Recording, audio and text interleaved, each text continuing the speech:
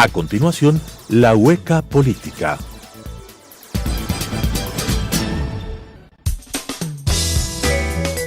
Clasificación B, bajo supervisión de un adulto.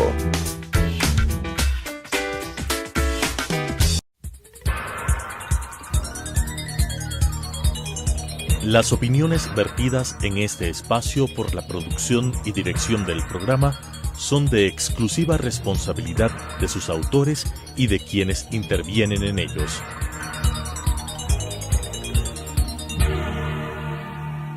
Telesucesos Canal 29 UHF presenta La Hueca Política, programa en el cual se trata con diferentes personajes de la política nacional, con la conducción de Eduardo del Pozo. La Hueca Política. Amigos, qué gusto, muchas gracias por acompañarnos nuevamente en La Hueca Política. Como siempre, todas las semanas con personajes muy importantes, hablamos de los temas que siempre nos interesan, de temas de ciudad, de temas de país. Y hoy día nos encontramos justamente con un economista importantísimo que seguramente ustedes ya lo conocen, ustedes se divierten con él, tiene una forma muy elocuente, muy tranquila de hablar de economía, de hablarnos de las cosas difíciles, trasladarlos a un lenguaje que todos lo entendemos. Y eso realmente es un baluarte importantísimo en un académico, y tenemos el gusto de presentarles el día de hoy a Pablo Lucio Paredes. Gracias por acompañarnos, Pablo Lucio. Un gran gusto. Siempre es un gusto encontrarnos contigo y hablar de todos los temas que siempre nos aquejan. Hace un ratito estábamos hablando hasta de fútbol, estábamos en épocas mundialistas. Estamos en medio del camino final del Mundial. Sí. Así es que muchas gracias por acompañarnos, mis queridos amigos. Bienvenido, Pablo Lucio. Y bueno, cuéntanos un poquito, tú también estás con un programa radial de fútbol, me acabo de enterar, ¿no? Sí. Justamente topábamos este temita antes de entrar. Mira, en la vida hay que tratar de hacer lo mejor posible, las cosas que a uno le gusta. A mí obviamente me gusta mucho la economía, pero uno ya se pasa casi todos los días del año hablando de eso. Me encanta el fútbol y entonces un mes cada 4 años, ¿no? Yo tengo un espacio, alguna época tuve aquí en Radio Sucesos en mundiales anteriores, ahora estoy en otra radio. Tengo durante un mes 1 horita para hablar del mundial, ¿no? Entonces es un placer y es un paréntesis. No conocí esa faceta. La política, en cambio, es interesante. La política, en cambio, es otro tema de la vida, pero que no me gusta tanto. ¿Sí? Entonces, por eso hay la economía, hay el fútbol, hay la política. 3 años. Exacto. Bueno, y para cerrar el tema futbolístico, ¿quién gana el mundial? Bueno, yo creo que el mejor equipo es Bélgica, pero yo voy por Inglaterra, sí. Sí, coincidimos. Coincidimos en el mejor equipo. Y no por la broma esa de las Malvinas que salió, que es una bandidos malos. Que circuló en las redes, que ponía ahí que Inglaterra a través de las Malvinas era el representante de Sudamérica ahora. Sí. Qué gracioso, así es. Gracias, Pablo Lucio, por ese importante criterio. Yo también comparto muchísimo en que el mejor es Bélgica. Vamos a ver qué pasa, ¿no? Todavía faltan unos partiditos y de disfrutar estos últimos días de mundial que siempre nos dan esta alegría. Y bueno, aterrizando un poquito en lo que a la gente le interesa. ¿Cuál es tu criterio? ¿Cómo vamos en términos de economía? Tú que eres un sabio en estos temas. Mira, vivimos en el Ecuador 10 años de espejismo, ¿no? Cosa que le sucedió al Ecuador y a veces también le sucede a las personas, ¿no? Por alguna razón tienen unos pocos años extraordinarios de ingresos porque las ventas en la empresa fueron excepcionales, entonces uno tiene más ingresos y la gente tiende a alocarse, ¿no? Es decir, esos años se van a repetir eternamente y por ende cambiamos nuestro nivel de vida radicalmente, ¿no? Y cuando esos ingresos se terminan, la persona, la familia se encuentra ante la disyuntiva de decir, caramba, ¿vuelvo a la realidad o sigo con la fiesta y sigo con la fiesta endeudándome? Porque es la única alternativa. Si pierdes ingresos, para seguir la fiesta hay que endeudarse, ¿no? Y es lo que le ha pasado al Ecuador. Vivimos 10 años fuera de la realidad porque el precio del petróleo estaba en $100, en 90, en 120 un momento dado, el petróleo ecuatoriano en el año 2008. Por ahí. Es la principal fuente de ingresos del país, ¿no? Sobre todo cuando sube tanto, digamos, ¿no? Sobre todo cuando sube tanto. Y entonces, en base a eso, organizamos una fiesta. Esa fiesta era el gobierno gastando para todo y para nada. Recordemos casos como el de la refinería del Aromo en Manabí. 1.500 millones de dólares ahí con un terreno aplanado, es lo único que hay. No básicamente, sirve todavía ni de cancha de fútbol. Ni de cancha de fútbol, exacto. El Delfín que le fue bien el año pasado podía haberse pasado allá. Entonces, 1.500 millones, pero dimensionemos lo que es 1.500 millones. Ahora las cifras de dinero en el Ecuador han cambiado tanto que hay gente que dice, bueno, 1.500, no es tanto, 1.500 es una locura. Imagínense hace 10 años hablar de 1.500 millones, pero bueno, como eso hay mil. La gente a veces no dimensiona, no dice 1.500, pero cuando tratas y hablas de $100,000, ahí sí se asustan. Claro. Porque es algo que está más cercano. Mira, solo para 1.500 dimensionar, millones las famosas escuelas del milenio, de las que tanto se ha hablado, costaban en promedio 6 millones. La escuela del milenio. Qué bestia. Mira, con 1.500 millones podrías hacer 250 escuelas del milenio. Qué bestia. ¿No? Lo que se está hablando ahora del edificio de UNASUR, que teníamos tanta plata que construimos un edificio carísimo y le donamos a UNASUR porque nos sobraba la plata, ¿no? Y con eso hay 1.000 ejemplos. Entonces es la fiesta. Cuando el precio del petróleo cae en el 2014-2015, nos encontramos ante esa disyuntiva. ¿Y ahora qué hacemos? Y lo que decidimos, desgraciadamente, en lugar de empezar a poner orden en la casa, es endeudarnos. Claro. Y entonces empezamos, pero no fue en realidad desde 2014, ya desde el 2012, incluso cuando el precio del petróleo estaba alto, ya empezamos a endeudarnos.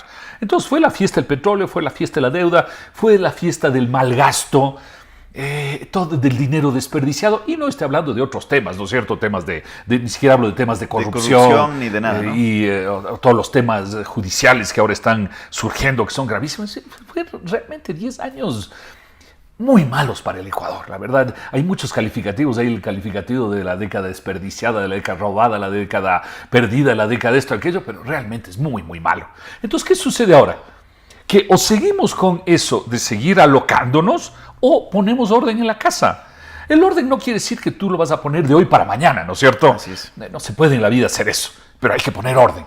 Y yo creo que lo que está haciendo el gobierno y la ley que se acaba de, digamos, está en camino de aprobación, digamos, entre la Asamblea y el presidente, es una ley que, teniendo defectos, nada es perfecto en esta vida, teniendo defectos. Es bastante más racional que lo que nos ha sucedido en los últimos 11 años, ¿no? Exacto, yo te diría que es la mejor ley, dentro de los defectos que hay, la mejor ley de los últimos 11, 12 años en el Ecuador, porque toca esos temas que habíamos dejado de lado en el Ecuador, ¿no? Y antes de entrar un poquito ya a ir desengranando la ley, ¿no es cierto? Los ecuatorianos tenemos ese gran pero de echarle la culpa a otros, de echarle la culpa a las circunstancias. Y tú escribiste un gran libro con mi querido amigo común contigo, Pablo Arosemena. Claro.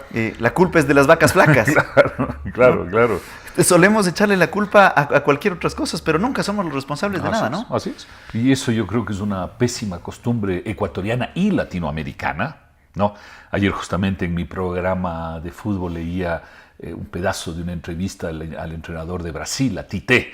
Bueno, español Tite, en brasilero es más complicado, ¿no? Es más fácil en español. Y él lo que decía es, la gente dice que Bélgica tuvo suerte, y es cierto, el Brasil pudo haberle ganado a Bélgica, estuvo ahí, estuvo 10 veces ahí. Pero él decía, ¿acaso Courtois, que hizo 4 o 5 grandes tapadas de suerte? No, es un buen arquero. Un arquerizo. Exacto. Y un arquero es parte del equipo. Así es. Bélgica tuvo delanteros más eficaces que el Brasil. Lukaku. Eso es suerte. Eso es suerte. No es suerte, es eficiencia y son jugadores del equipo. No es que, ¿no es cierto?, vino la Santa Trinidad y le dio metiendo el gol. Ahí sí da suerte, ¿no? Entonces él me pareció que era una actitud muy poco latinoamericana, que estaba diciendo, vean, nosotros no hicimos lo que había que hacer, a pesar de que estuvimos cerca y pudimos. Ellos tuvieron un arquerazo, tuvieron delanteros eficaces y nos ganaron. Entonces no hay que culpar a otros. Así es no es tema de suerte, ¿no? Así es. Y entonces en Sudamérica tendemos a hacer mucho. Bueno, pero en este caso, digamos, nos estamos culpando a nosotros mismos. Es decir, los 10 años de gobierno es una responsabilidad del gobierno y de los ecuatorianos que, entre comillas, les dejamos. Exacto, y parecía que estábamos, entre comillas, parecía que estábamos, al menos una parte, felices con ese gobierno, ¿no? O sea, es responsabilidad nuestra, de nadie más. Esto no es un tema como en Venezuela, que hay una catástrofe, ¿no? Es terrible la catástrofe. Terrible. Y lo que dicen es culpa de las fuerzas ocultas que quieren acabar con Maduro, ¿no? Los Estados Unidos, las no sé qué, que están ahí. No, hay reglas. Boicot económico interno. Exacto. Es simplemente que la economía mal llevada algún rato te lleva a la catástrofe, ¿no?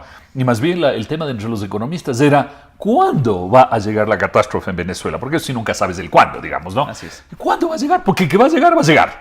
Porque hay ciertas cosas que suceden en la vida y tú sabes que vas a una catástrofe, ¿no? Es como cuando estás con un amigo y le dices, ve, no hagas tal cosa, te va a ir mal. Y el amigo sigue así, no hagas. Y pues tú sabes que le va a ir mal. ¿Por qué? Porque hay ciertas cosas de la vida que te llevan donde te llevan, ¿no? Al Ecuador les llevaron donde nos llevaron y hoy hay que poner orden en las cosas. Hay que poner orden. Porque uno de los principales problemas que tenemos en el Ecuador, y se siente en las calles, y se siente cuando uno ve cifras, ¿no es cierto? Cuando tú hablas del barrio, es la economía de la familia, los ingresos de la familia. Cuando tú hablas de la ciudad, el desempleo, y hablas del país, la crisis económica. Entonces, todo se desarrolla en torno, los graves problemas que tenemos se desarrollan en torno a la economía. Por supuesto. ¿No es cierto? Entonces, vamos aterrizando un poco en la ley. ¿Qué es lo que deberíamos hacer? ¿Cómo deberíamos corregir? ¿No es cierto? Entendiendo que lo que pasó estos últimos 11 años del correísmo en términos de distintas áreas, pero principalmente en el tema económico que nos aboca hoy día, estuvo mal manejado. A ver, primero ¿qué debemos hacer? Sí, como tú acabas de decir, la economía es la vida de la gente, al final, ¿no? Si tú tienes empleo, que es economía, permites atender mejor a tu familia, en otras cosas. Si no tienes empleo, que es economía, no puedes hacerlo. Entonces la economía obviamente es una buena parte de la vida diaria de la gente, además de otras cosas, por supuesto. Mira, el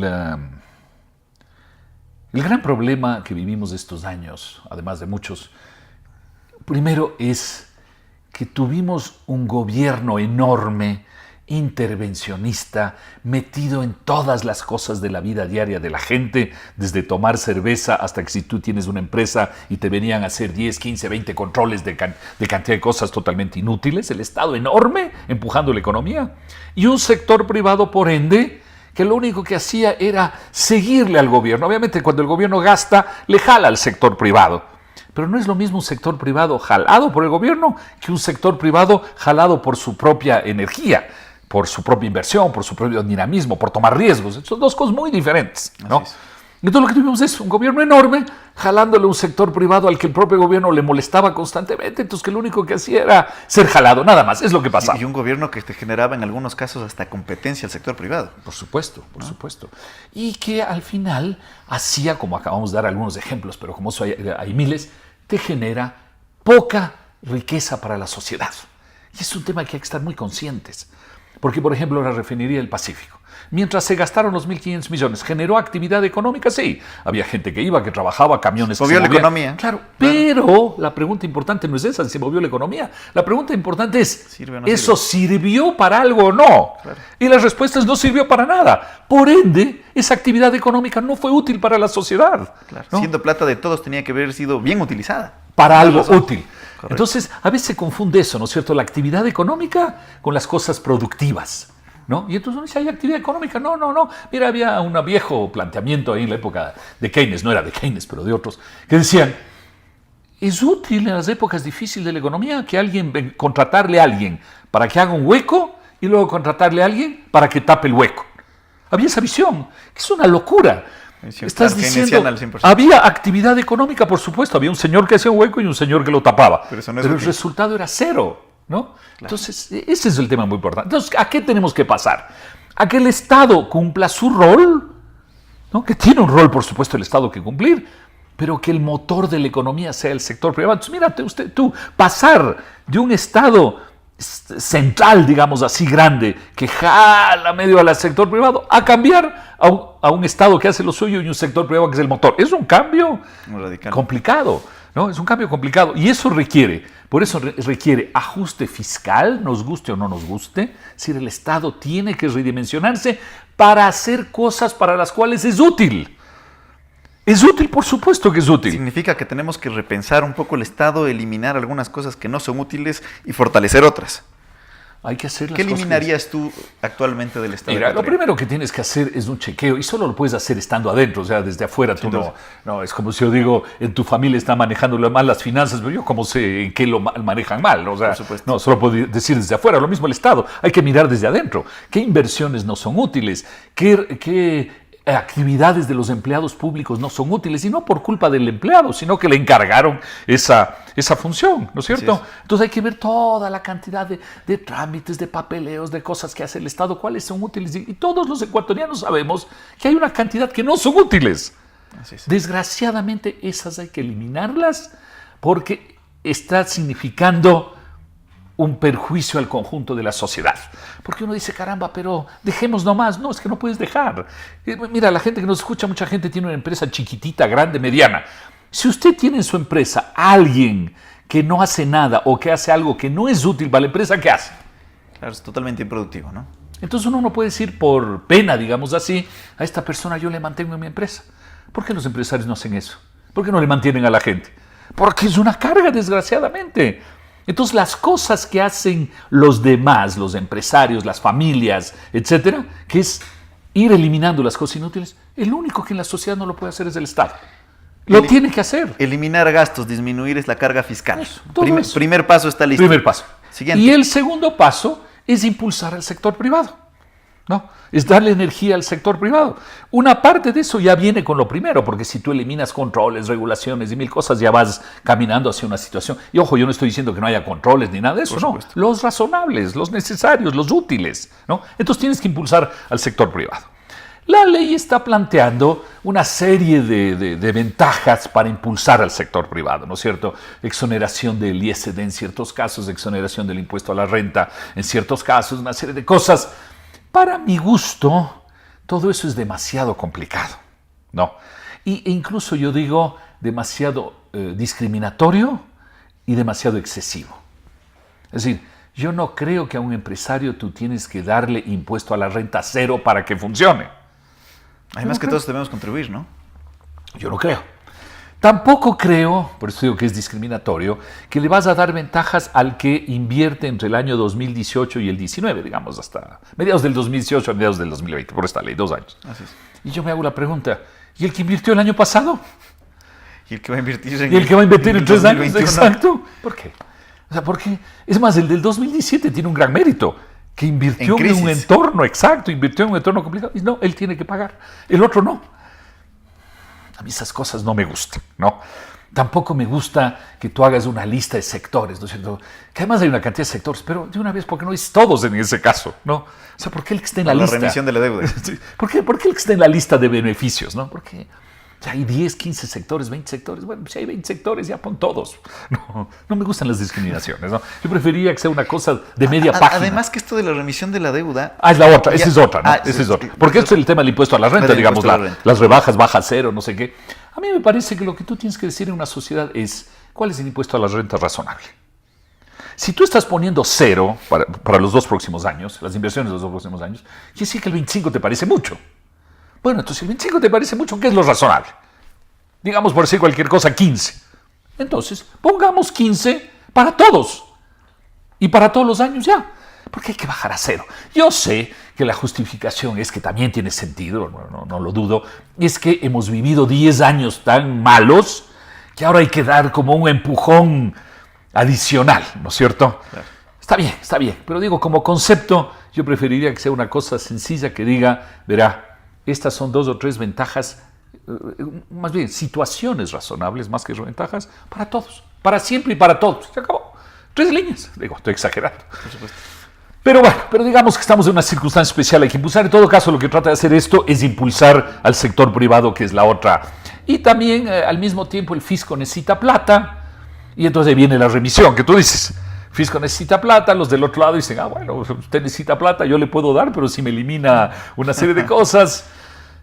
Pero ya se le eliminó también esta remisión, fue hace 2 años, si no me equivoco, ¿no? Pero a mí tampoco me gustan las remisiones. No me gusta, claro, por eso mismo. Porque entonces tú empiezas a generar, peor si es cada 2 o 3 años, empiezas a generar una cultura de que yo digo, entonces de que yo ya me van a quitar los impuestos en 2 años, entonces mejor no pago hasta ver qué pasa. Ahora, sí hay una cosa en la ley que dice que el que se acoge a esta remisión tributaria ya no podrá acogerse a cualquier otra que hubiera dentro de los próximos 10 años, ¿no? Pero bueno, 10 años, entonces yo espero el año 10 y medio, ¿no? A mí no me gusta, la verdad, no me gusta. También hay gente que me dice, mira, hay que entender esto, porque luego que hemos vivido 10 años de una justicia general y en particular justicia tributaria que no ha funcionado, entonces mucha gente tiene juicios con el Estado porque el Estado te buscaba de mala onda, digamos, ¿no? Recuerda tú Claro, te perseguía. Claro, te perseguía. Recuerda tú las cartas, creo que era de Mera, o no sé, diciéndole a la justicia, vea, el Estado no puede perder juicios. Un solo juicio. Lo cual es una locura, ¿no? Es increíble. Que el Estado no pueda perder. Es más, la justicia está hecha muchas veces para defender al ciudadano frente al Estado. Claro, por supuesto. ¿No? Ahora resulta que más bien le dicen al Estado, usted tiene que ganar todos los juicios. ¿Por qué? Porque el Estado está por encima del ciudadano. Es una locura como concepto. Es más, desde el punto de vista del ciudadano, el ciudadano debería ganar más juicios que el Estado, ¿no es cierto? Sin duda. Pero bueno, entonces la gente te dice, como vivimos 10 años de eso, la remisión tiene un poco que ver con eso, ¿no? Es decir, después de 10 años de mala justicia, hay que poner un poco de orden con esta remisión. A mí no me convence tanto el argumento, pero bueno, algo hay de eso, ¿no? Entonces, bueno, y la otra cosa que debe ayudar a que se mueva el sector privado es la apertura de la economía. Es decir, Total. mira, hay una regla básica, que además la gente lo entiende en la vida diaria. Mira, si tú le preguntas a cualquier persona, para ¿usted solo busca trabajo en su barrio o usted busca trabajo más ampliamente en la ciudad, donde sea, donde haya oportunidades? La persona te va a decir, bueno, yo busco en todas partes. Y tú le dices, ¿por qué busca en todas partes? Porque hay más oportunidades. Así es. Por eso no me quedo solo en el barrio, hay más oportunidades. La apertura Lo del país mismo es lo funciona mismo. con nuestro mercado. Tenemos que buscar puertas y golpear a distintos sectores del mundo entero. Es lo mismo, exactamente. O sea, ¿por qué te quedas solo vendiendo en el Ecuador cuando las oportunidades están en el mundo? El Ecuador es un país de 16 millones de habitantes con un PIB de 100 mil millones de dólares. El mundo tiene 7 mil millones de habitantes con un PIB mundial de 80 billones. Qué bestia. ¿No? Y entonces es obvio que tienes que salir a buscar oportunidades, ¿no? Y entonces la apertura es un tema muy importante. Ya lo hicimos con Europa, tratar el tratado con Europa, que se lo hizo a última hora, a regañadientes, con la lengua afuera, todo lo que quieras, pero al menos se hizo, de mala gana, pero se hizo. ¿No? Aquí nos toca la Alianza del Pacífico. Deberíamos dar un paso hacia allá. Ese es el otro. Tenemos que ir a la Alianza del Pacífico. Tenemos a nuestros vecinos ya incorporados en esta alianza internacional de Sudamérica, pero a Colombia y a Perú, y estamos una isla ahí que está aislada, ¿no? Exactamente. La alianza es de Colombia, Perú, Chile y México. Así Van a es. entrar Costa Rica y Panamá probablemente. Es lógico estar ahí. No solo, ojo, por la apertura directa con ellos, no solo eso, sino porque con ellos salimos más al mundo, porque con ellos como ellos ya están en el mundo, ¿no? Entonces tú vas a salir más al mundo con ellos. Nuevamente, cogiendo el ejemplo de la persona que trabaja en el barrio o trabaja afuera, esa persona puede salir a la ciudad sin saber a dónde ir. Pero ¿qué tal si sale con un amigo que ya conoce mejor la ciudad? Claro. Y le dice, ve, acompáñame, llévame, dime dónde están los buenos lugares, las buenas huecas también. ¿Dónde están los buenos lugares para salir, para ir, para ver? Entonces, eso es salir en la Alianza del Pacífico. Es con esa gente que ya está abierta al mundo, apoyarte en ellos para salir más al mundo, ¿no? Entonces, los Estados Unidos es fundamental, la Alianza del Pacífico es fundamental, y el otro es los Estados Unidos, ¿no? Hay que quitarse estas taras de que Bielorrusia a lo mejor sí son nuestros grandes socios comerciales. Hay que ver las cifras y ver quiénes realmente son los que nos compran, pues, ¿no? O sea, entonces la otra etapa es los Estados Unidos. Ahora sí, tú sabes, ahí hay una pregunta complicada que es, ¿querrá los Estados Unidos o no? Y a priori Trump no quiere. Bueno, pero hay que ir caminando, hay que ir intentando, ¿no? O sea, hay que intentar, ¿no? Recordemos que los Estados Unidos es un mercado de más o menos 300 millones de personas, con un PIB, un poco más de 300, con un PIB por habitante de más o menos 50, 60 mil dólares. En total es una economía de casi 20 billones de dólares. Además hay camino a 50 millones de latinos ahí. De los 320, cerca de 50 son latinos. Y los latinos les gustan nuestros productos, ¿no es cierto? Les gusta el cuy, supongo yo, les gusta el mote, les gustan las frutas que nos gustan a nosotros. Hay que ponerle valor agregado al cuy para poder exportar. Exactamente, sí, hay que poner una cajita. Un poco forzado el tema, pero... Hay que ponerle algo alrededor, pero hay que dejarle al cuy así como es, ¿no? Así con las patas, con la cabeza y todo. Entonces hay que salir. Entonces ya tenemos Europa un poco de mala gana, pero bueno, tenemos la Alianza del Pacífico que tú dices. Estados Unidos es fundamental, por más difícil que sea. Hay que lucharla. Hay los asiáticos y obviamente la Alianza del Pacífico no es que tú llegas y dices, vea, póngame ahí en la lista. No, pues tienes que hacer cosas para poder entrar. Se nos acorta el tiempo. Perdón. El tema, la verdad es que estamos con los tiempos bastante cortos, pero no quisiera terminar esto sin que le podamos dar una perspectiva al ciudadano de qué esperar los próximos meses, ¿no? El próximo año. ¿Vamos por el buen camino o estamos todavía que ajustarnos un poquito en la economía del hogar?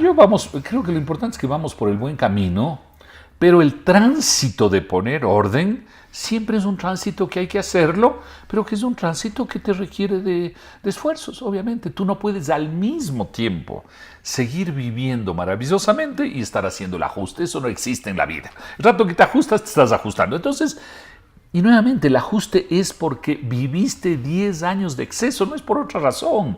No es porque el anterior era bueno y este es malo o lo contrario, no. Es porque hiciste mal las cosas durante 10 años. ¿Cuánto tiempo durará más o menos para poder ya estabilizarnos y poder empezar el crecimiento? Yo creo que si lo hacemos razonablemente, la economía al año 2019 ya debería estar empezando a moverse más, ¿no? Pero digamos, yo creo que, con imperfecciones que hemos señalado, porque nada es perfecto en la vida, yo creo que estamos, sobre todo, es lo más importante, estamos tomando un mejor camino, ¿no? Entonces hay gente que dice, a ver, ¿yo voy a tener ganas de invertir en el Ecuador o no? La respuesta que debíamos hacernos ahora es sí. Sí, vamos a caminar, hay un poquito de piedras y de cosas, pero digamos, las inversiones también no se manifiestan el día siguiente, las inversiones se manifiestan 2 años después, 1 año después, entonces hay que mirarlo con confianza, ¿no? Entonces yo creo que el Ecuador va a seguir ofreciendo oportunidades a los ecuatorianos y si ponemos orden en casa, mejor todavía, ¿no? Así que yo creo que está bien. Mi querido Pablo Lucio, te agradezco profundamente por esta conversación tan amigable, tan elocuente como suele ser siempre tú. Creo que nos ha quedado a todos quienes te hemos escuchado, quienes te hemos visto, por supuesto, un poco más clara las perspectivas de la economía, de lo que está sucediendo con este proyecto que seguramente se convertirá en ley en próximos días. Esperemos con tranquilidad, con paciencia como ciudadanos, empujemos para que el barco todos rememos hacia el mismo lado para salir adelante como sociedad, es importante hacerlo. Así es que, mis queridos amigos, nuevamente muchas gracias, Pablo Encantado, Lucio, a las órdenes siempre. Las órdenes igual, y nos encontramos la próxima semana en La Hueca Política. Un abrazo a todos ustedes. Las opiniones vertidas en este espacio por la producción y dirección del programa son de exclusiva responsabilidad de sus autores y de quienes intervienen en ellos.